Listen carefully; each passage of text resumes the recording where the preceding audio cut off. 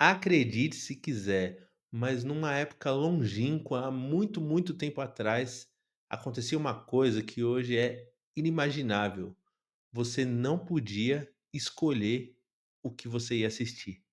Você tinha que assistir o que tivesse passando na televisão. Bem-vindos ao Cine 10, o seu podcast de apenas 10 minutos sobre filmes e coisas do tipo. Dá para você assistir e dá para você só ouvir esse vídeo enquanto faz outras coisas.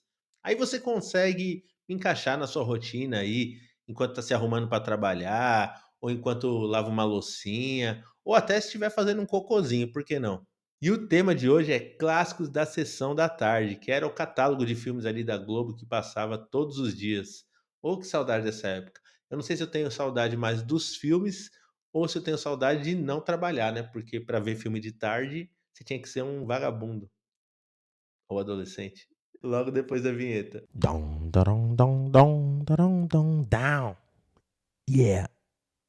Nessa época era muito diferente do que é hoje. Não existia streaming, não existia internet. Quer dizer, talvez até existisse internet, mas não era como é hoje, nem de perto, né? Então a gente quer dizer eu, né? Na verdade, eu chegava da escola, né? Porque eu estudava de manhã e ficava ali de tarde em casa, né? Pã, e a sessão da tarde passava um pouquinho depois da novela.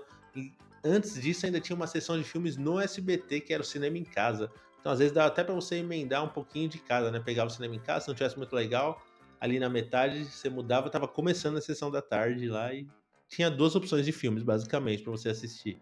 Mas, como eu falei, você não escolhia nada, né? Era o que estava passando e acabou. Mas nesse o que estava passando e acabou, teve muito filme bom, mas muito mesmo. E um deles que pra mim é muito marcante é Curtindo a Vida Doidado. Que a gente simplesmente acompanha o maluco que cabula a aula e vai fazer o dia mais divertido da vida dele ali, né? Sair com o amigo, com a namorada pra dar um rolê. E todo mundo na escola pensando que ele tá doente. Os caras fazem umas campanhas.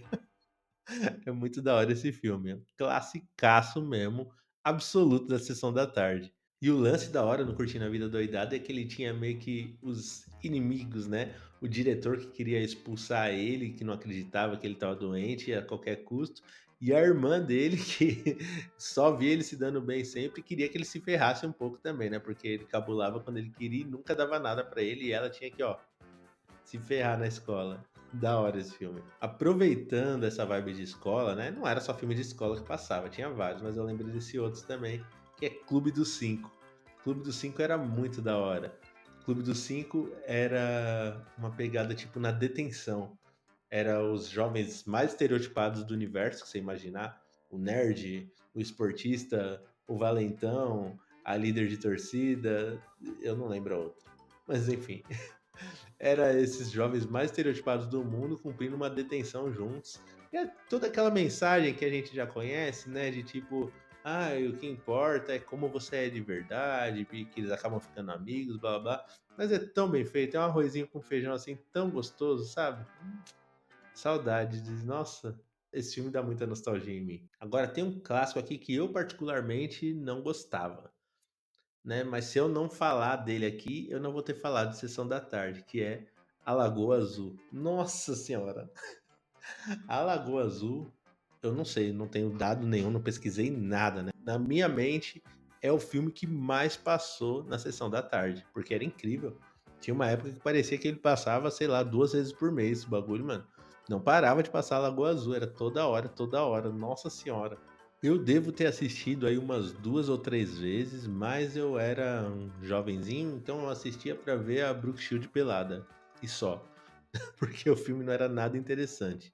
Pelo menos pra mim, né, talvez pra alguma pessoa até goste, assim, de Lagoa Azul, sei lá, não quero ofender aqui os fãs de Lagoa Azul, pelo amor de Deus, mas eu não curtia, fazer o quê? Mas ele passava semana sim, semana não, nessa porra de Sessão da Tarde.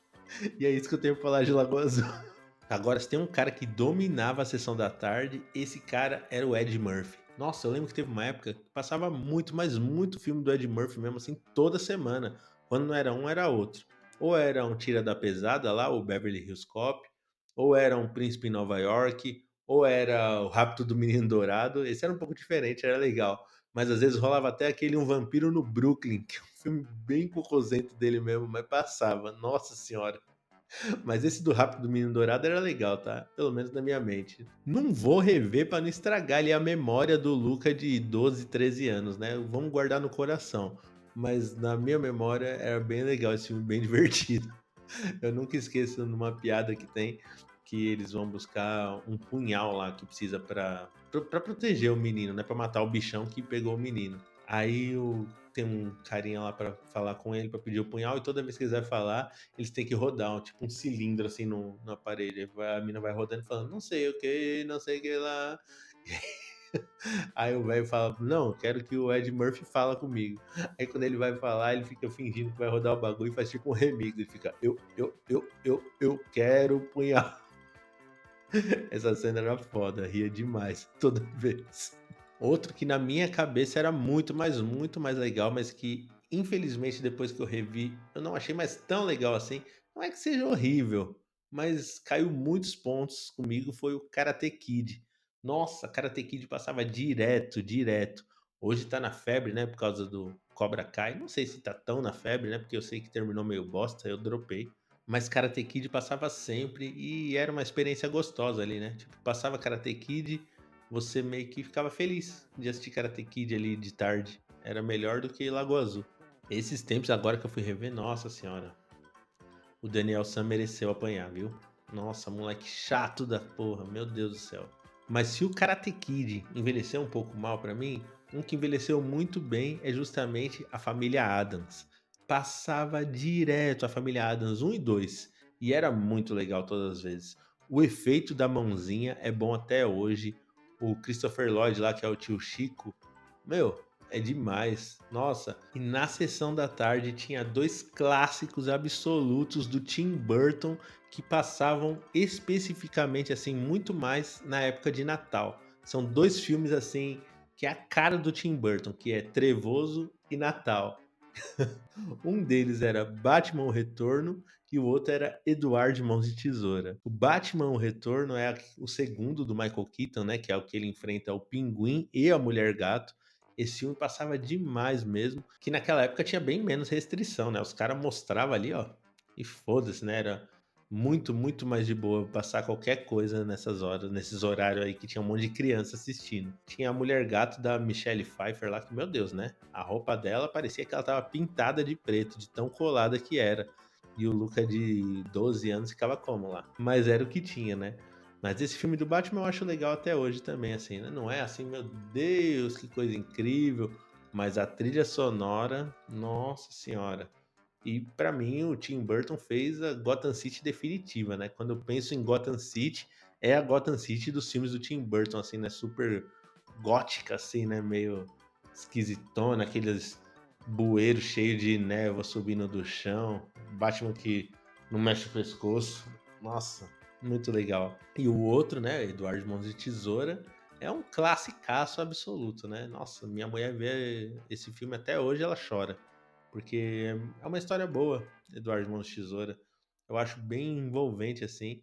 Talvez até um dos melhores papéis aí do Johnny Depp nessa parceria de tantos anos com o Tim Burton, né?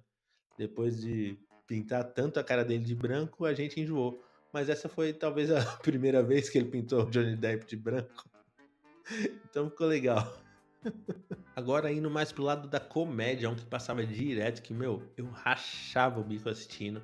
Era Top Gang 2, A Missão, que era aquele filme paródia, meio paródia de Rambo, e era o Charlie Sheen. Nossa, esse filme era engraçado demais. Esse daí eu não tenho coragem de rever, porque eu acho que talvez ele vai dar uma piorada. Mas na minha mente é engraçado demais esse filme. Eu nunca esqueço quando uma cena que ele tá lá com a metralhadora, aquelas metralhadoras gigantonas, e vai atirando, e só vai mostrando os caras ele atirando. Aí uns faz piada tipo nado sincronizado, quando vai caindo, né, que toma tiro. Várias piadas, quando você volta a câmera pra ele, ele tá cheio de bala até aqui, assim. E pra fechar, esse aqui que é comédia também, mas ele é uma comédia mais pro lado da aventura, da fantasia, que eu amo esse filme. Eu sei que ele tem defeitos, eu sei que ele não é perfeito, mas no meu coração ele é um nota 10.